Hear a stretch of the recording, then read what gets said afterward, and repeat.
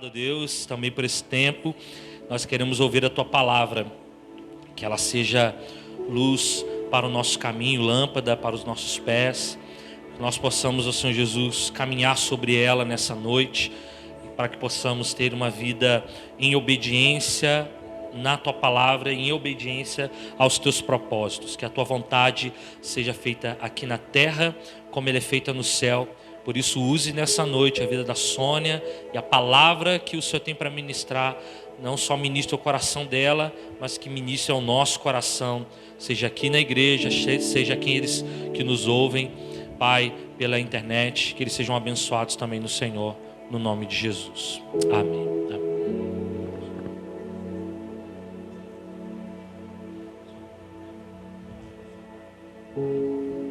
Amém, queridos?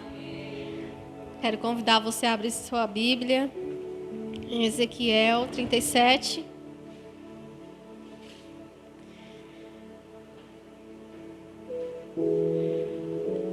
É um texto bem conhecido que fala sobre o Vale de Ossos Secos. Acredito que pelo menos a maioria já ouviu. Eu também já tinha ouvido algumas vezes, só que na minha mente eu tinha certeza que era em Jeremias 37. Quando eu fui lá procurar em Jeremias, falei, não é possível. Será que é outro capítulo? Aí eu procurei Jeremias 38, fui procurar. Aí depois que eu pesquisei, que eu vi que era Ezequiel. Às vezes a gente confunde bastante assim algumas coisas, né? Mas é uma palavra que o Senhor ministrou muito forte ao meu coração. Ezequiel 37. E eu acredito que Ele vai ministrar o coração de vocês também, amém? Do verso 1 ao 14, que vai dizer assim: Veio sobre mim a mão do Senhor, veio sobre a mão do Senhor, e Ele me levou pelo Espírito do Senhor, e me deixou no meio de um vale que estava cheio de ossos, e me fez andar ao redor deles. Eram muito numerosos na superfície do vale, e estavam sequíssimos.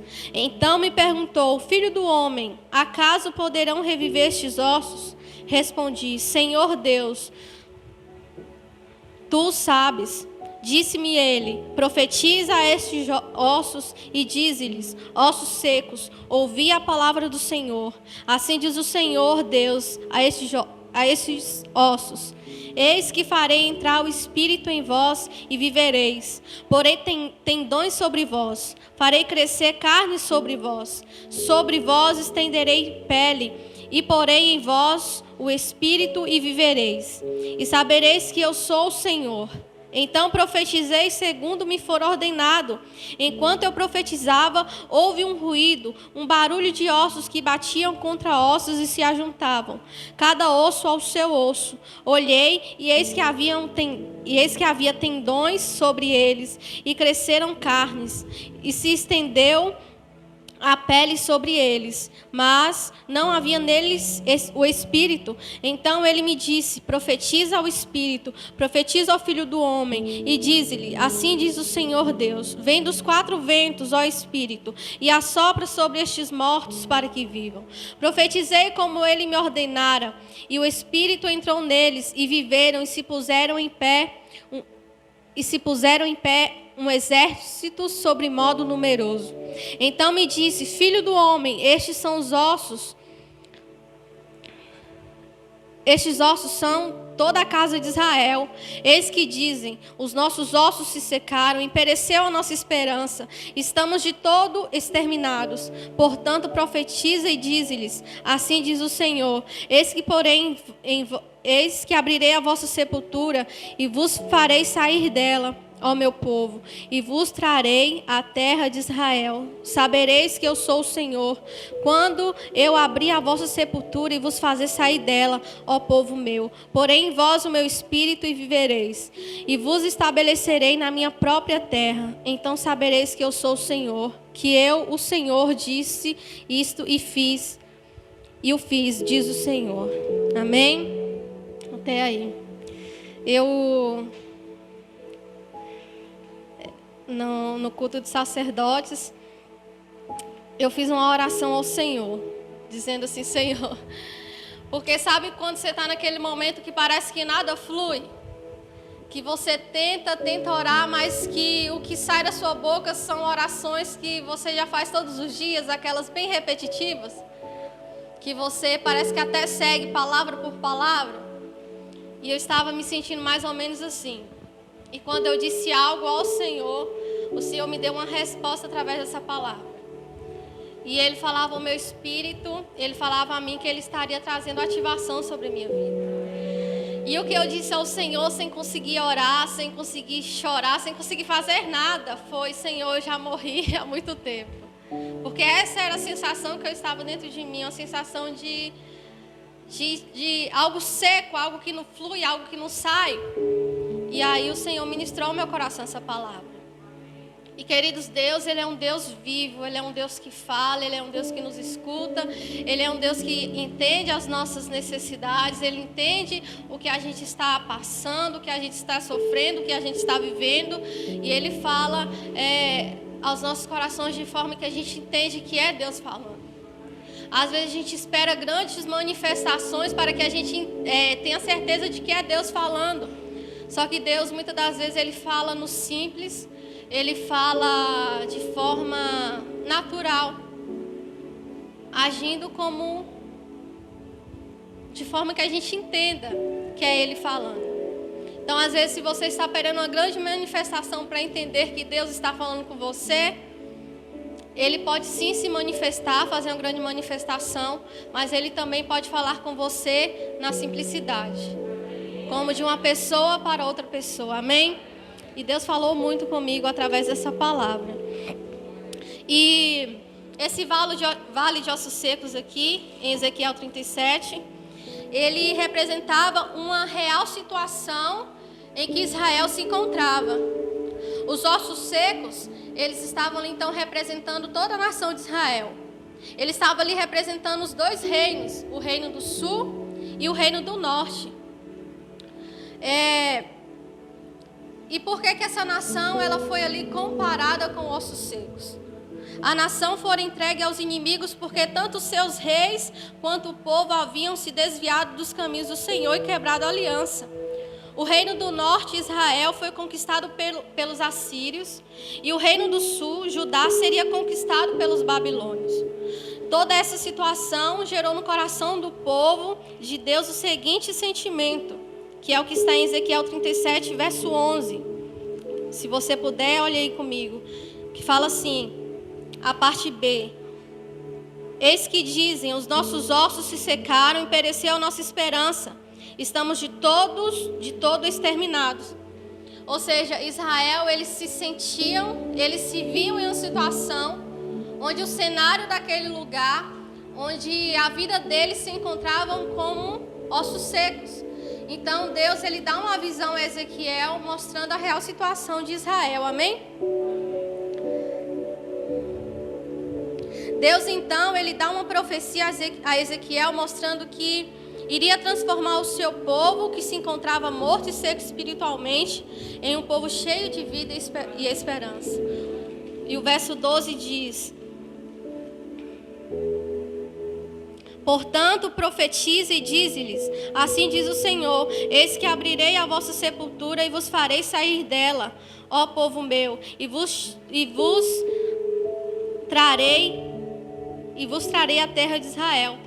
Então o Senhor, Ele entrega ali para Ezequiel uma profecia, dizendo que Ele traria o povo novamente à vida. E aqui a gente vai ver, falando claramente de uma morte espiritual. E muitas das vezes a gente se encontra nesse estado de morte. A gente se encontra nesse estado onde tudo secou, onde tudo está sem vida. Mas o Senhor, Ele também está profetizando nos nossos dias que Ele trará vida à sua igreja, que Ele trará vida aos povos, que Ele trará vida novamente aos nossos corações. Ele vai ativar novamente o nosso espírito, Ele vai soprar em nossas vidas, trazendo vida. Amém? Deus iria conduzir o seu povo novamente à vida. E como eu disse, no culto dos sacerdotes, Deus me deu essa palavra, dizendo que Ele traria vida a mim, que mesmo que eu me sentisse naquele estado de morte, Ele era o Deus da vida, Ele é o Deus da vida. E aí eu comecei a chorar e Kátia vinha orando perto de mim e eu me arrepiava toda, porque quando a gente tem vida, a gente transborda vida. E aí a Kátia começou a orar por mim, a Paty também, e eu senti Deus trazendo uma ativação sobre mim. E, queridos, às vezes a gente perde a oportunidade de sermos ativados pelo Senhor. Às vezes a gente está num estado de morte tão profundo que a gente nem consegue se esforçar para receber uma ativação do céu. De repente você está em casa com medo de vir para a igreja por causa do coronavírus. E a gente respeita isso, mas talvez você já morreu espiritualmente há muito tempo e nem percebe. É como a Marina pregou aqui na quarta passada, às vezes a gente já perdeu esse espírito voluntário, esse espírito do Senhor, essa ativação do Senhor, e a gente nem percebe. E aí você está morrendo de medo de morrer por causa do coronavírus, mas o seu espírito já morreu há muito tempo. Sua vida espiritual já morreu há muito tempo. E muitas das vezes a gente valoriza mais o que é externo do que é interno. Porque talvez a nossa vida espiritual está morta e a gente está levando tudo bem. Mas aí a gente tem medo de morrer por causa do coronavírus, por causa de alguma coisa. E a gente tem, só que a gente não teme tanto morrer espiritualmente. E a gente se deixa conduzir por esse caminho de morte espiritual. E às vezes esse é o estado em que a gente realmente se encontra, como no Vale de Ossos Secos. Se você for em um cemitério, esse vale aqui vai representar um cemitério, um lugar onde que havia muitas pessoas mortas. Você só vai encontrar ali morte. Talvez você vai encontrar ali um túmulo bonitinho com uma foto, a melhor foto da pessoa que morreu. Mas ali dentro daquele túmulo, o que há é morte. E às vezes isso que acontece com a gente se preocupa tanto com o exterior e a gente não cuida do interior. Mas o Senhor Jesus, Ele nos diz que Ele veio para nos dar vida e vida em abundância. E essa vida vai falar de você estar vivo, tanto no corpo, quanto na alma e no espírito. O Senhor, Ele quer trazer vida para nós em todos os sentidos. E algumas situações nos fazem secar. Algumas situações nos fazem perder a vida de Deus. E eu quero que, se você puder, abra comigo em Isaías 59.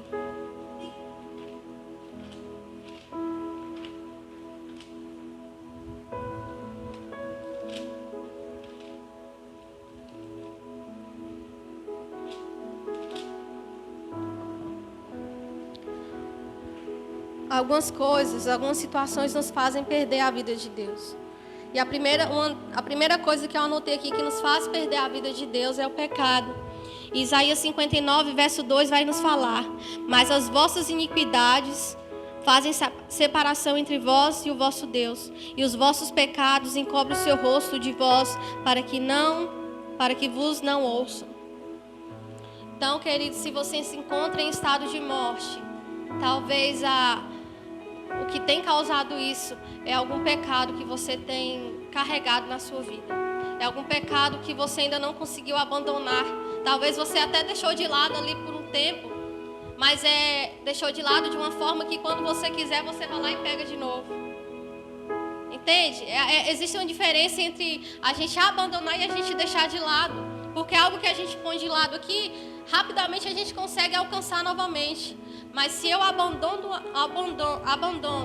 e eu deixo para trás, aquilo já não está mais ao meu alcance. Então você não precisa deixar o seu pecado de lado, você precisa abandonar o seu pecado. Porque o nosso pecado faz separação entre nós e o nosso Deus. E nos faz secar. A falta de intensidade, quando a gente vive ali no raso, quando a gente se contenta em viver no raso, isso nos afasta da vida de Deus.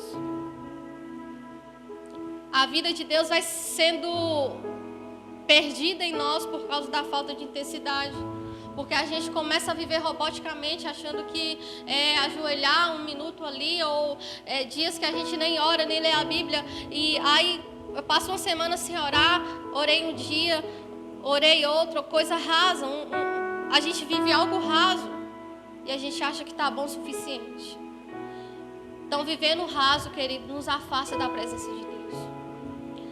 Deus chama um profeta, eu não lembro o nome dele agora, não lembro se é o próprio Ezequiel, e que o Senhor manda que ele vai até um rio, e o Senhor ele vai chamando.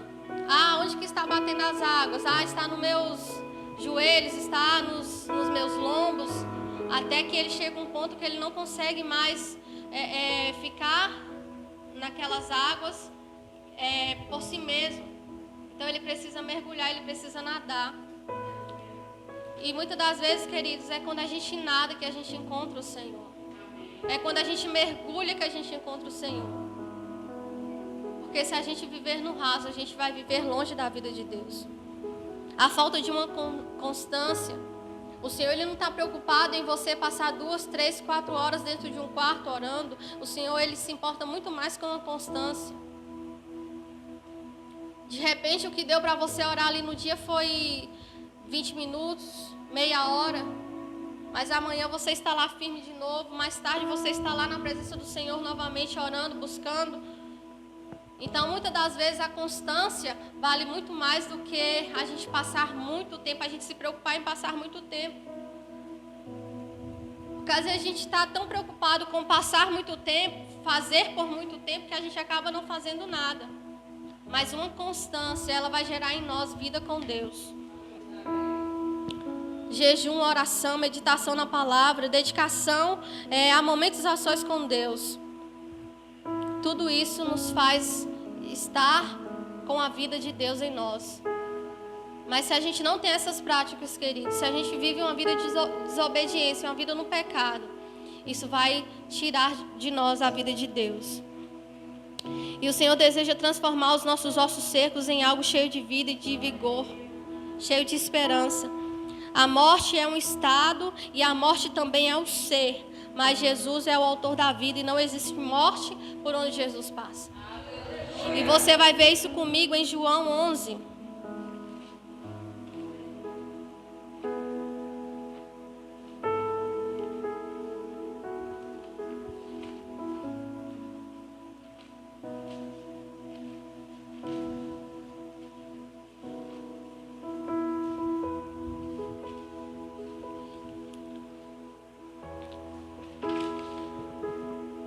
Eu vou ler a partir do 38, amém? Fala assim: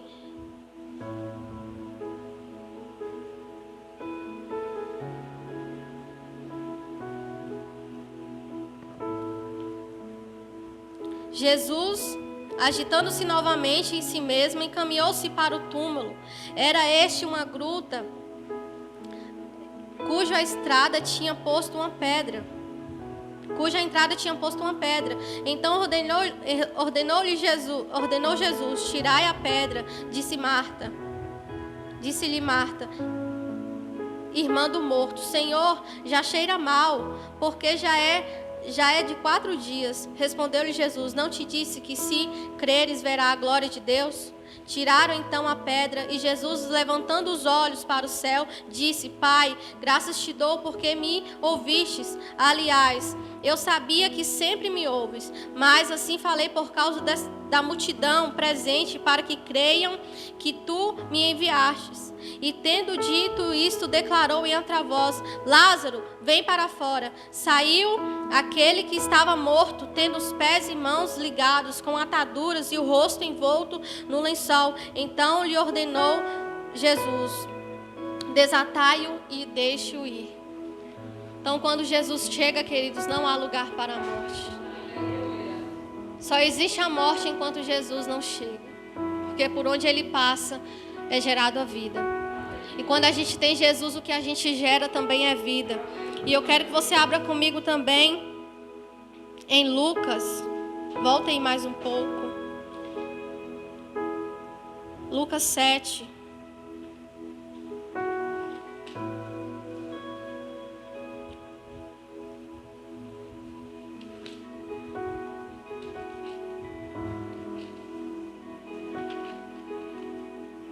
Fala assim, a partir do verso 11. Em dia subsequente, dirigia-se Jesus a uma cidade chamada Naim, e iam com ele os seus discípulos e numerosa multidão. Como se aproximasse da porta da cidade, eis que saía o enterro do filho único de uma viúva, e grande multidão da cidade ia com ela. Vendo-a, o Senhor se compadeceu dela e lhe disse: não chores. Chegando-se, tocou o esquife, e parando os que conduziam, disse: Jesus, e disse: jovem, eu te mando, levanta-te. Sentou-se o que estivera morto e passou a falar, e Jesus o restituiu à sua mãe. Todos ficaram possuídos de temor e glorificavam a Deus, dizendo: grande profeta se levantou entre nós, e Deus visitou o seu povo. Amém? Mais uma prova de que quando Jesus chega, a morte ela tem que ir embora. E a Bíblia também vai falar sobre a filha de Jairo.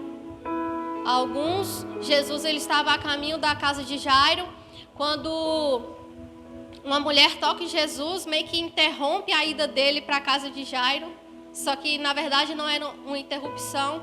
Ali estava acontecendo um manifestar do poder de Deus, mais um manifestar do poder de Deus. E aquela mulher, quando ela toca em Jesus, ela é curada também. Ela sai daquele estado onde ela se encontrava também de morte. Porque para ela era como se ela também estivesse no estado de morte, que ela não podia ter contato com outras pessoas, ela não podia estar com a família, ela não podia se aproximar de outras pessoas. E quando Jesus passa, que ela toca em Jesus, a vida é gerada nela novamente. A saúde dela é restaurada.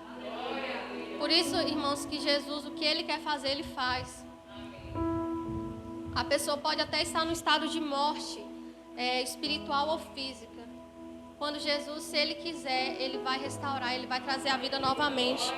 E no meio do caminho, algumas pessoas chegam para Jairo e falam assim: olha, não precisa mais incomodar o mestre. Sua filha já morreu, já era. Só que Jesus fala: não se preocupe. Jesus vai até a casa de Jairo e simplesmente fala: menina, levanta. E aquela menina, ela ressuscita. Porque onde Jesus passa, a vida é gerada. Onde Jesus passa, a vida é restaurada novamente.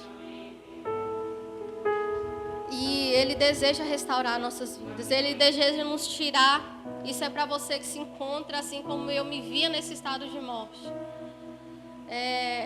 Jesus, Ele deseja restaurar a vida em nós novamente. Mas para isso, querido, sabe o que é preciso haver? Clamor.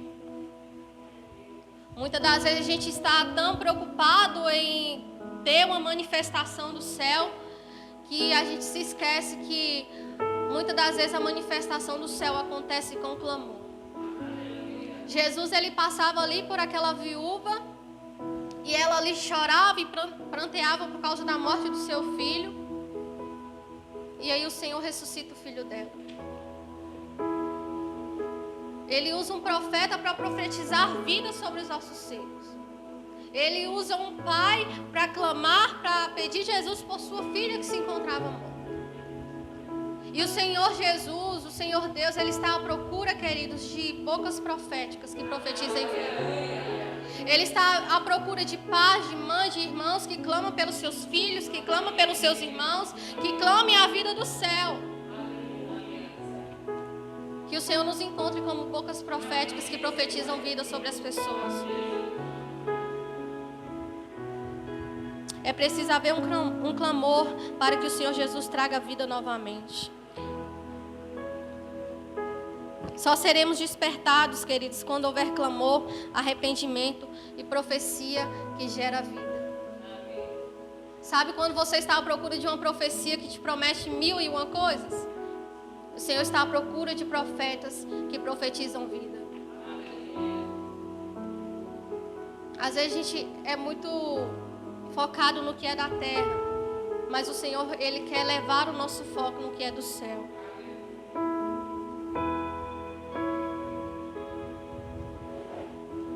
E então o Espírito Santo virá sobre nós com suas chamas, nos ativando, nos acendendo novamente. Só um coração quebrantado e contrito, queridos, fará nos fará viver novamente. Trará sobre nós o favor do Senhor. A pastora no domingo também ministrou um pouco sobre um coração quebrantado. E só esse coração quebrantado atrai o favor de Deus. Só esse coração quebrantado atrai a atenção de Deus para nós. De nada adianta a gente chegar diante de Deus todo orgulhoso, eu sou bom, eu sou tal, e por dentro é morte, por dentro é podridão, porque o Senhor nos conhece. E muitas das vezes o Senhor, Ele quer que a gente chegue diante dEle como pó.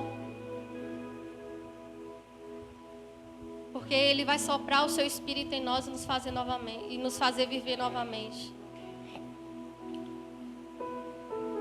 Sem o Espírito Santo não existe vida. Por isso não existe adoração verdadeira sem o Espírito. A palavra de Deus vai falar que o Senhor, Ele procura os verdadeiros adoradores que o adoram em espírito e em verdade. Por isso que quando a gente perde o Espírito, quando a gente perde a vida de Deus, a gente pode até fazer esforços humanos, esforços do nosso próprio braço. Mas não haverá uma adoração verdadeira sem o Espírito de Deus. A gente pode até estar funcionando de certa forma, mas o fluir, ele só vem do céu. E Deus, Ele não deseja que você funcione, querido. Uma coisa que funciona, quando ela dá um problema, ela para de vez. Mas quando você flui, quando algo vem de dentro de você, quando algo flui que vem do céu, não para de fluir. Continua fluindo. Mas o que somente funciona, um dia estraga. Um dia para de funcionar. E Deus, Ele não está à procura de pessoas que funcionam. Ele está à procura de pessoas que fluem. Deus juntou o osso com o osso, mas para terem vidas, Deus precisou soprar o Espírito. A vida de Deus é colocada dentro do homem, quando o homem é moldado por Deus. A gente vai ver lá em Gênesis que Deus pegou lá o barro, moldou o homem, e Deus soprou dentro dele o fôlego de vida. Talvez você ainda não tenha vida no Espírito, porque você não está se deixando ser moldado por Deus. Essa palavra de Ezequiel vai falar que Deus juntou osso com osso, os tendões, colocou pele, mas ainda não havia vida. Ou seja, Deus moldou, Deus juntou, Deus fez novamente. Mas só houve vida quando o Espírito foi soprado sobre eles. Vai haver vida de Deus em nós. Vida abundante de Deus em nós, quando Deus nos moldar do jeito que Ele quiser. Quando Deus nos moldar da maneira que Ele deseja nos moldar. Como um vaso na mão do oleiro, o Senhor pode fazer o vaso mais simples que for, mas o que importa é o que você carrega. A vida de Deus. E Deus, Ele quer colocar essa vida em nós.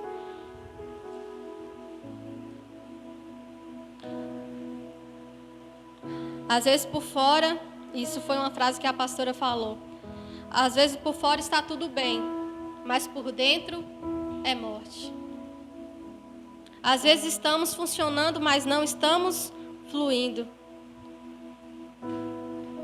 E a Bíblia vai falar de um homem que ele se encontrava no Hades e de um mendigo chamado Lázaro que se encontrava no seio de Abraão. E esse homem lá do Hades, ele clama para que o Senhor, para que Abraão, pelo menos, molhasse o dedo e tocasse na boca dele. E o Hades, queridos, vai falar de um lugar de morte. O Hades vai falar do mundo dos mortos. Só que o Hades, ele não foi feito para o povo de Deus. O Hades, na mitologia grega, era o irmão de Zeus. E era conhecido também como Deus do submundo, Deus do inferno. Hades tinha domínio sobre o reino dos mortos, rodeado por muita tristeza. Então, quando a gente está nesse estado de morte, o Hades, ele passa a tomar conta das nossas vidas. E o Hades vai falar de um lugar de morte. Se você puder, abra comigo aí em Lucas 20, 38.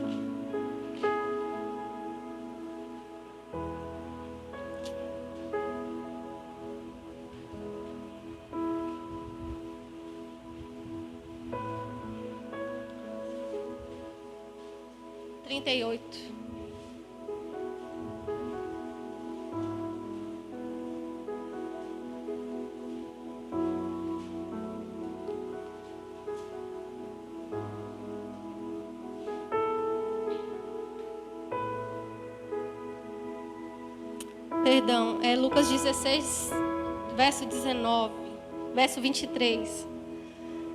Esse aí era um outro texto também que eu queria ler, irmãos, que fala que Deus não é Deus de mortos, Ele é Deus de vivos, porque para Ele todos vivem. Deus é Deus de vivos, e mesmo que você venha morrer, mesmo que seu corpo venha morrer, ainda assim, você estando em Jesus, você viverá. Amém? Só que a passagem que eu quero ler com você é essa. Alguém tem uma versão diferente que fala Hades?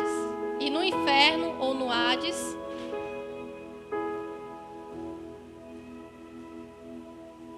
É porque está no meu celular e eu não peguei.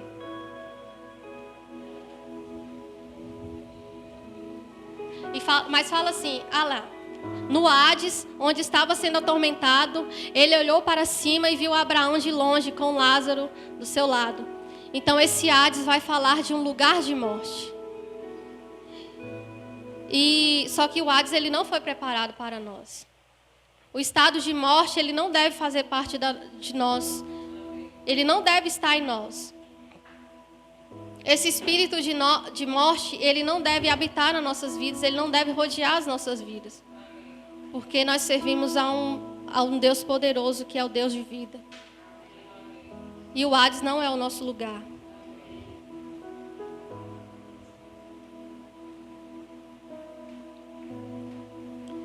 E então, por que o Senhor nos leva a situações, muitas das vezes, de vale ou deserto? É para mostrar, queridos, que o vale não é um lugar de destruição do homem. Deus não levou Ezequiel naquele lugar para mostrar que as pessoas seriam destruídas. O Senhor levou Ezequiel àquele vale para mostrar a manifestação do céu que aconteceria no meio daquele povo. Então, às vezes, Deus te leva a certo lugar para manifestar o poder dele na sua vida. A gente vai ver que Jesus, quando ele foi conduzido ao deserto, ele foi tentado por Satanás e ele saiu dali cheio do poder do Espírito Santo. Então, vales e desertos que o Senhor nos conduz não é para a nossa destruição, não é para o nosso mal. É para que o Senhor manifeste o poder dele nas nossas vidas. E muitas das vezes a gente só vai estar preparado para algo, queridos, quando Deus nos levar até o vale. Quando Deus nos levar literalmente para o deserto. Onde você olha assim e você fala assim, meu Deus, eu não tenho mais esperança, eu acho que não vai dar mais certo, eu não tenho mais condições. E Deus te faz sair dali moldado, cheio do poder do Espírito Santo. O vale, querido, ele não vai dizer sobre o que você vê, mas sobre aquele que te permitiu estar ali. Quando o Senhor Deus, ele faz algo, não é por causa do homem, não é a respeito do homem. É primeiramente por causa dele.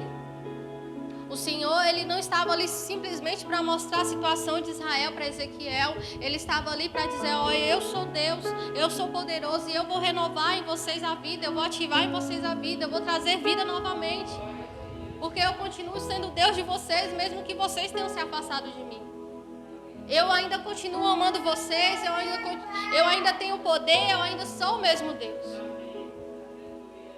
Então era sobre Ele. O vale não é sobre o que a gente vê, é sobre o que Ele quer fazer. Não podemos crer somente naquilo que os nossos olhos veem, nas impossibilidades, mas no que a palavra diz a respeito. O Senhor disse a Ezequiel, profetiza ao filho do homem, e eu farei viver novamente. Então, o cenário que Ezequiel via ali era de morte, mas ele creu na palavra do Senhor. Vai haver vida, queridos, em nós quando a gente obedecer a palavra do Senhor. Quando a gente entender a palavra do Senhor, quando a gente entender que é o que Ele fala, não é o que a gente vê. É o que Ele diz, não é o que a gente pensa, não é o que a gente acha. É o que o Senhor quer fazer, é o que Ele deseja fazer. Amém? E eu quero falar com vocês também de uma outra situação. Não sei se eu estou com muito tempo aí, mas eu não vou me alongar muito. sobre uma situação em que Israel ela se encontrava também em extrema seca. Foi no tempo de Acabe, onde Acabe ele se tornou rei.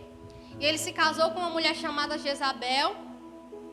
E através dessa mulher, eles se afastam de Deus, o povo se afasta de Deus.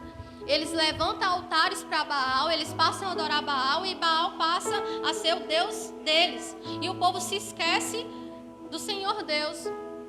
E aí Deus disse através de Elias que Deus mandaria uma seca. Deus não mandaria chuva durante 3 anos. Então, durante um tempo, Israel se encontrou assim, sem vida, não chovia, as plantações não cresciam, os animais morriam, até pessoas não resistiam àquela seca. Imagina aí você se a gente passar 3 anos nesse sol escaldante que nem fez hoje. O cenário, queridos, pode ser totalmente de morte. Se a gente for em alguns campos, alguns lugares mais distantes, onde tem alguns animais, é bem capaz da gente já até ver animais mortos, por conta da seca. E Israel, ela se encontrava nesse estado de sequidão, nesse estado de morte, nesse cenário de morte.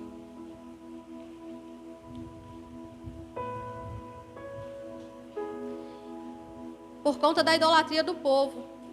Muitos não resistiam à fome e à escassez. A terra era árida, seca e nada crescia. E podia-se ouvir um lamento em Israel. Um pedido de socorro, um clamor. As pessoas constantemente olhavam para o céu em busca de um sinal de esperança. Só que havia ali um profeta que confiava no Senhor. Havia ali um profeta que se levantou para clamar pelo povo. Havia ali um profeta que se levantou para chorar pelo povo, para pedir perdão pelo povo. E Deus fala para ele, olha, eu vou mandar chuva. Se você quiser lá depois ler no capítulo 18 de 1 Reis. E o Senhor, ele promete que mandaria chuva novamente. Só que, ao olhar no natural, nada demais acontecia. Não tinha nada diferente. O céu era azul e não tinha uma nuvem. Sabe, quando está aquele calorzão, e você fala assim, não tem condições de haver uma chuva nesse dia. Hoje mesmo é um dia que fez tanto calor que você não vê possibilidade de chuva. E esse era o cenário daquele lugar. Muito calor, muita seca, animais morrendo, pessoas morrendo, fome, escassez. Um total cenário de morte. E teve um dia que amanheceu como um dia normal, como os demais. O céu azul, o sol escaldante, o solo estava seco e sem vida. Só que Elias, ele tinha fé no que Deus havia dito para ele. E se você puder, abra comigo em 1 Reis 18:41.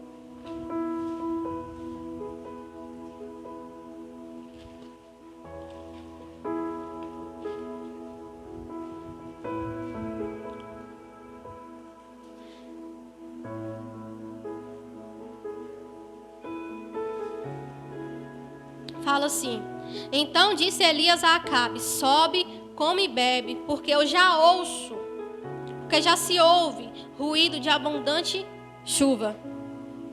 Entenda, querido, no natural nada havia acontecido ainda. Quando ele olhava para o céu, nada diferente havia no céu, nem uma nuvenzinha havia no céu, para dizer, nossa, esse é um sinal. No natural nada acontecia. Só que no espiritual, Elias já tinha ouvido um ruído de grande chuva. Um ruído de forte chuva. E muitas das vezes a manifestação de Deus só vai acontecer quando a gente ouvir, não quando a gente vê. Porque às vezes a gente fica esperando ver para crer que vai acontecer. E muitas das vezes não é vendo, é ouvindo. Quando a gente ouve e crê, a manifestação do céu acontece. E o Senhor, queridos, Ele está à procura de vozes proféticas que manifestam, que profetizam a manifestação do céu na terra.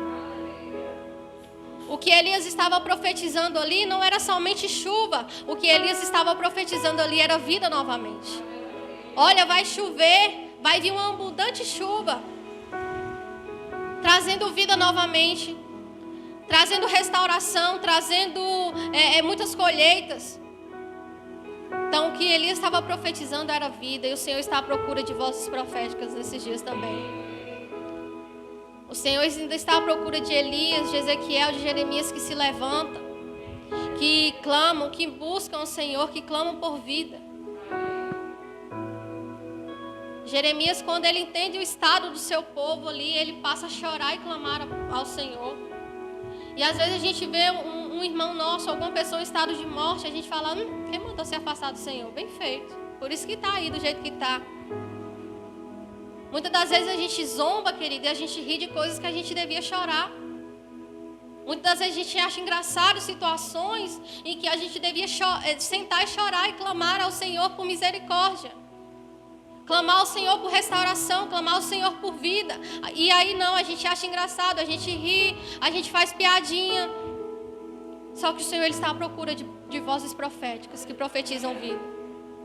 Fulano está nesse estado, mas eu creio, eu declaro em nome de Jesus que ele vai viver novamente, que ele vai voltar para os caminhos do Senhor, que ele vai ser restaurado, que ele vai ser curado, que ele vai ser transformado. O Senhor está à procura de vozes proféticas.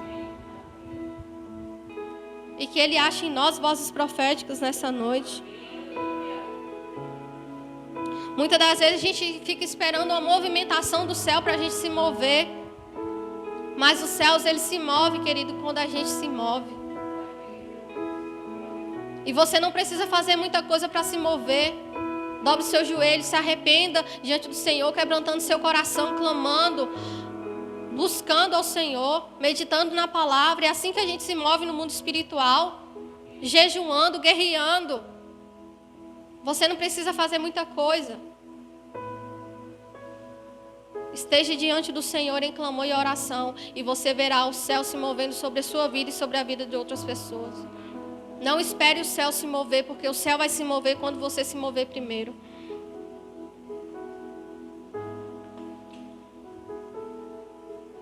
E ainda que o céu não desse a mínima aparência de que algo iria mudar naquele dia, ainda que nada indicasse melhora, Elias creu no Senhor e na sua palavra.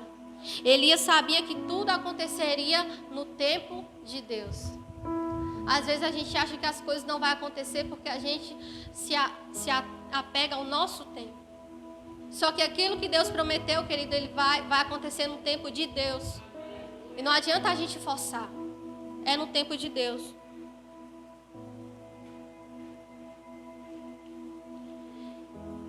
E enquanto Elias orava, ele ordenou que o seu servo voltasse a olhar para o céu por 7 vezes. Porque o servo de Elias já tinha ido olhar e ele falou assim, olha, não tem nada diferente no céu. Eu já fui a tal lugar que você me pediu, já olhei para o mar, já olhei para o céu, não tem nada diferente.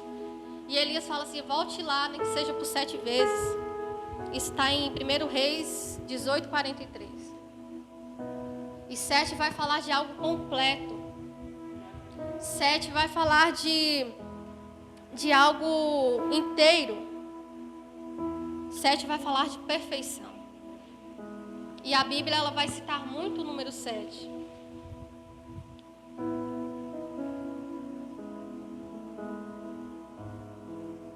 E Deus age em nossas vidas através de processos. Não é no nosso tempo, como eu já disse, é no tempo de Deus. E aí eles falam, olha, nem que seja 7 vezes, volta lá. E ele foi, voltou, foi, voltou, foi, voltou. Na 7ª vez que ele foi, ele fala assim, ó Elias, eu vi algo diferente, pouca coisa, mas eu vi.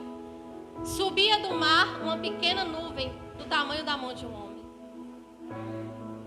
E Elias já sabia que Deus ele não precisa de muitas coisas para se manifestar. E Elias falou, avisa Acabe para ele ir para casa, não sei, avisa ele que vai chover.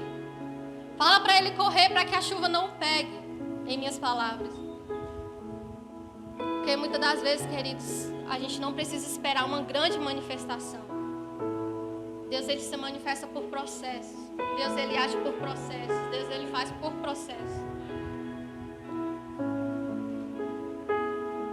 E a notícia que Elias recebeu foi essa, de que a nuvem era pequena, do tamanho da mão do homem. A nuvem era pequena, mas este era um sinal do início da manifestação de Deus ao clamor de Elias. Às vezes nós queremos a manifestação imediata, mas Deus age em nossas vidas conforme Ele nos molda. O Senhor falou com Naamã, o leproso, através de Eliseu: vai lá e mergulha 7 vezes. Primeira vez não aconteceu nada, a segunda, a quinta, a sexta vez, na 7ª vez ele ficou curado da sua lepra. Porque nada é no nosso tempo. Qual era o pensamento de Naamã? Eu vou chegar diante do profeta, ele vai profetizar sobre a minha vida, eu vou ficar curado. E às vezes a gente pensa assim, não, tal situação, eu vou orar a Deus e Deus vai fazer de hoje para amanhã. Só que Deus, Ele trabalha com processos em nossas vidas. Ele trabalha com modelagem em nossas vidas.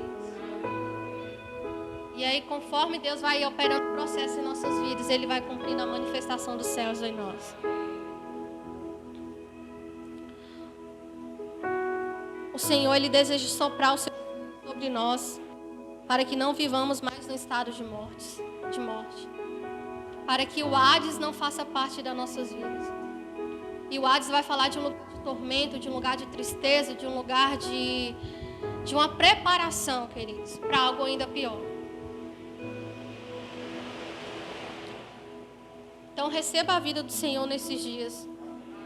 João 10:10 vai falar que Jesus, Ele veio para nos dar vida e vida em abundância. E a abundância vai falar de algo que é grande. Grande porção, grande quantidade, uma quantidade excessiva, fartura. A vida abundante em Jesus vai falar de uma vida completa, corpo, alma e espírito. Eu não posso me contentar, queridos, em estar vivo somente no corpo.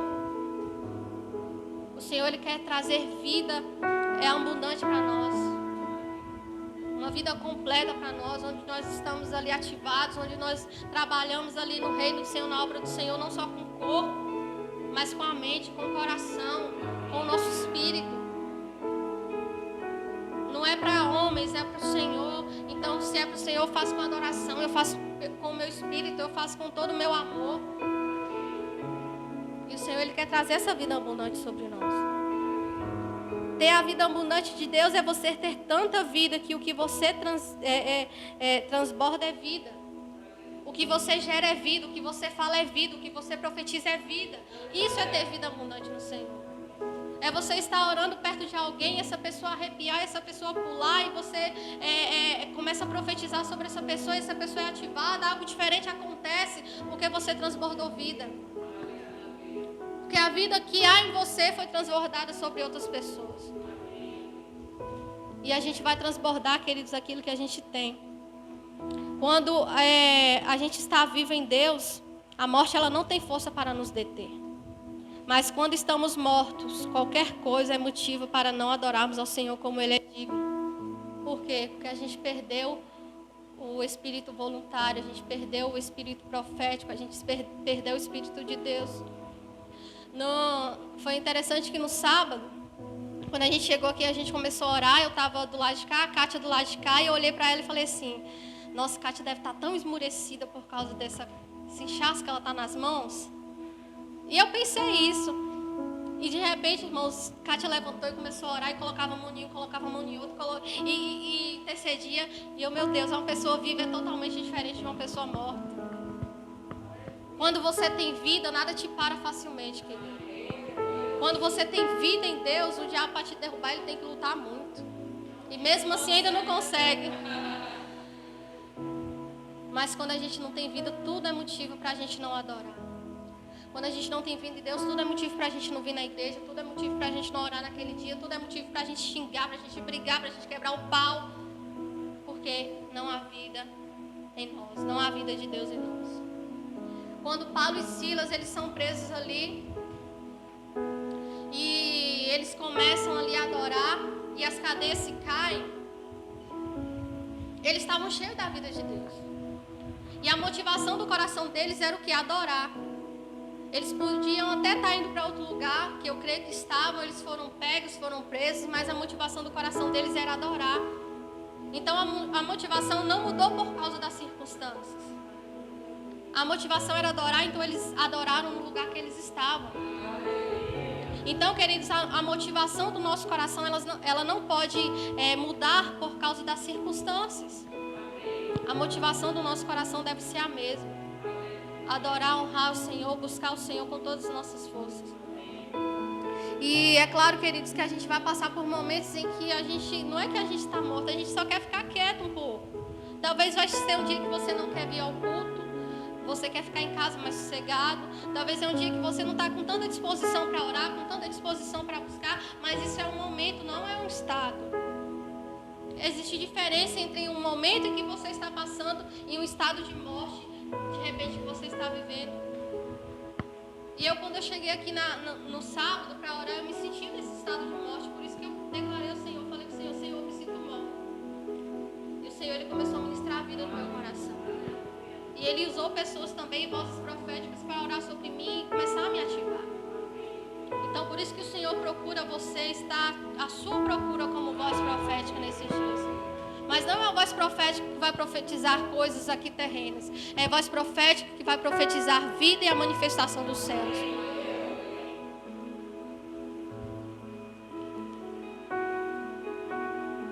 Existem momentos de desertos e vales, mas não um estado de morte, não o Hades.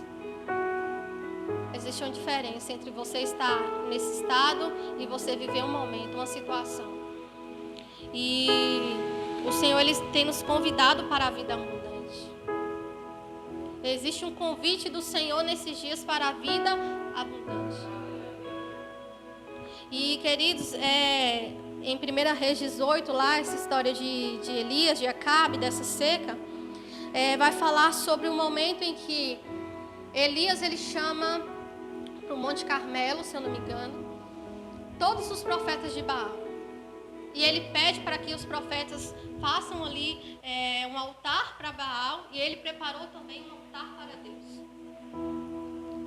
E os profetas de Baal, durante metade do dia, até o meio-dia, clamavam para que Baal se manifestasse. Clamavam e eles se cortavam. Eles faziam tantas coisas para que Baal respondesse com fogo. Porque Elias falou, o Deus que responder com fogo é o Deus verdadeiro. E Elias também tinha convocado o povo para aquele lugar. E aí, Baal, ele não responde. E o povo se encontrava naquela situação, por quê? Porque Baal era um Deus morto. É um Deus sem vida, é um Deus criado por mãos de homens. Então o povo estava naquela situação, por quê? Porque eles estavam adorando a Baal. E a palavra do Senhor fala que tornem-se semelhantes àquele qual vocês adoram, qual é adorado. Ou seja, dependendo daquilo que você adora, é o que você vai se tornar. Então o povo estava na adoração, na idolatria a Baal. E o povo se encontrava morto. Baal, ele não respondeu. Porque Baal é morto. Baal não tem vida. Ele foi criado por mãos de homens. E aí Baal não responde. E assim que Elias prepara aquele altar e clama a Deus, o fogo do céu desce consumindo todo o altar, todo o holocausto, tudo que a Elias havia preparado. E aí aqueles profetas de Baal, eles são levados para um lugar e são mortos. E aí o povo, eles se rendem aos pés do Senhor, reconhecendo que só o Senhor é Deus. Queridos, o Senhor trará vida para nós novamente, para concluir minha palavra. Quando nós deixarmos de lado os nossos pecados, aquilo que nos afasta do Senhor. Quando os profetas de Baal foram mortos, quando o povo reconheceu, não, Deus é o Senhor. Ele é o Senhor Deus vivo e verdadeiro. Ele é o Deus que nos tirou do Egito. Ele é o Deus de Israel. Ele é o nosso Deus. Quando o povo se arrependeu, quando o povo se prostrou, aí a chuva desceu do céu. Depois desse episódio, a gente vê que aí Elias manda avisar Acabe que a chuva estava vindo. E cai sobre aquele lugar uma grande chuva, uma chuva muito abundante, trazendo vida para aquele lugar novamente. Deus trará vida, queridos, quando você abandonar seu pecado, quando você abandonar sua idolatria, quando você abandonar seu orgulho, quando você abandonar sua soberba, quando você abandonar aquilo que te afasta do Senhor. E esse é um convite do Senhor para as nossas vidas. Amém? Quero convidar vocês a se colocar de pé.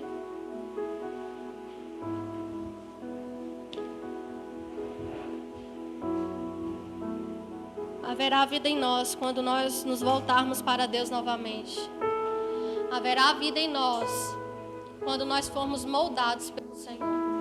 Se deixa ser moldado pelo Senhor, queridos, e você vai ver a manifestação do céu na terra. Você vai ver a manifestação do céu na sua vida. Você vai ver a manifestação de Deus em você. Quando você se levantar como voz profética. Quando você deixar para trás tudo aquilo que te afasta do Senhor. E o Senhor está nos chamando nestes dias como vozes proféticas. Amém? Quero convidar você a fechar os seus olhos.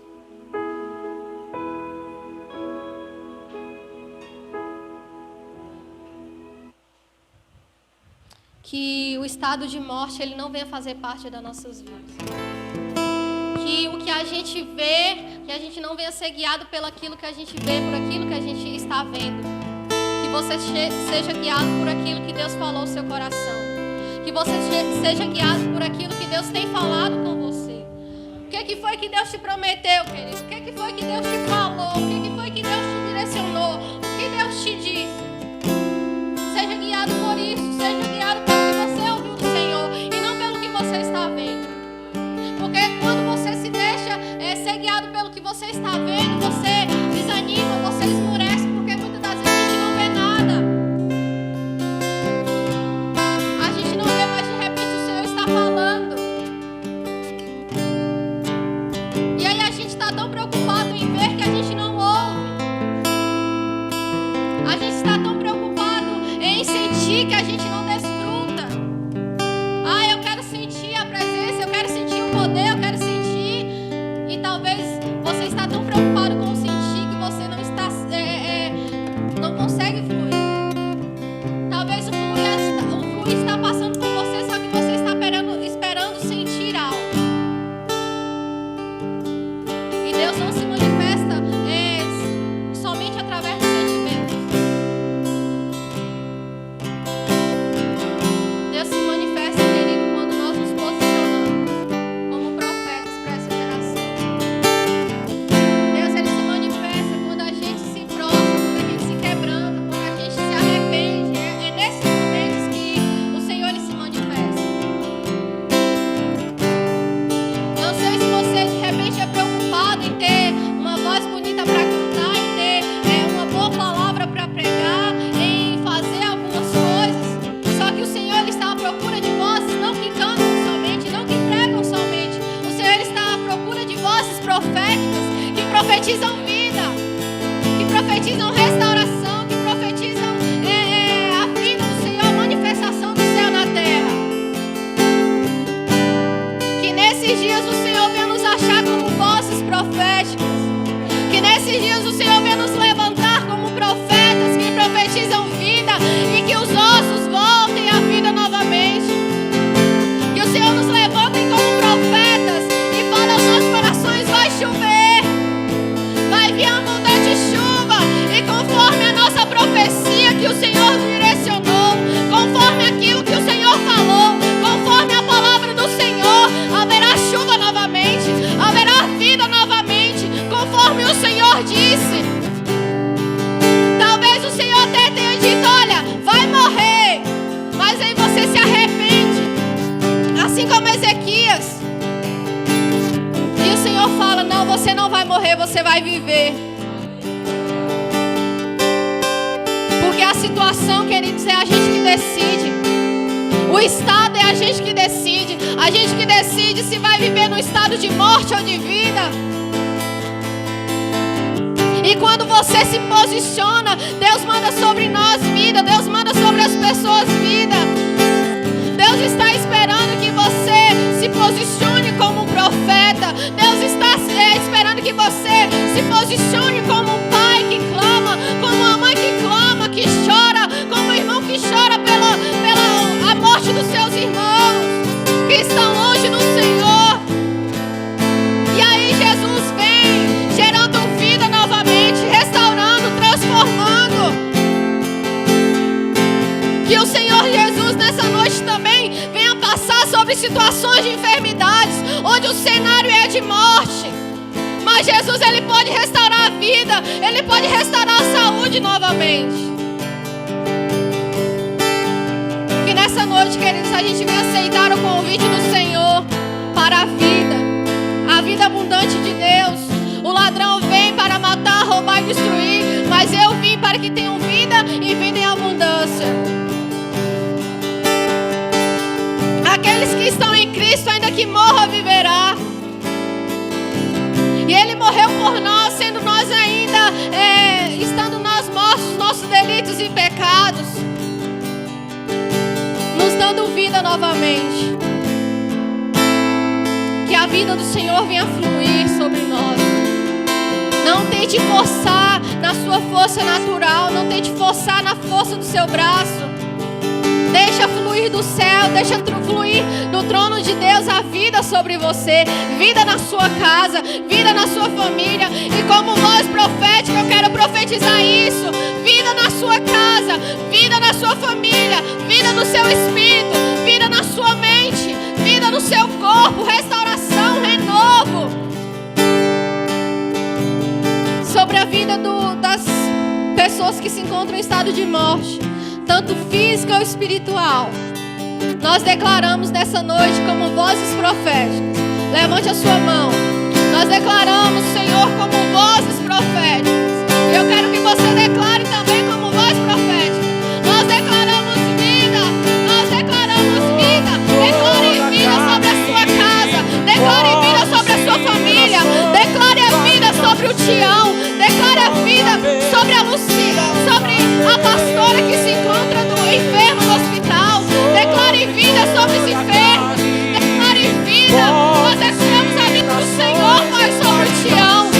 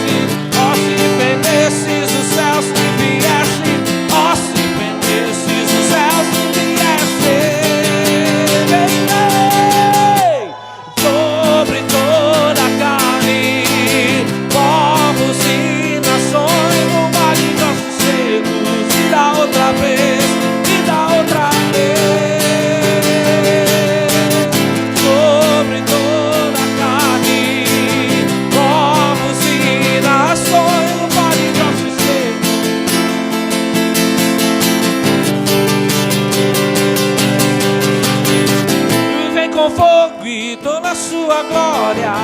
Vem com fogo e toda a sua glória.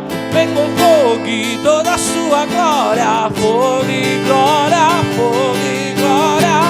Vem com fogo e toda a sua glória.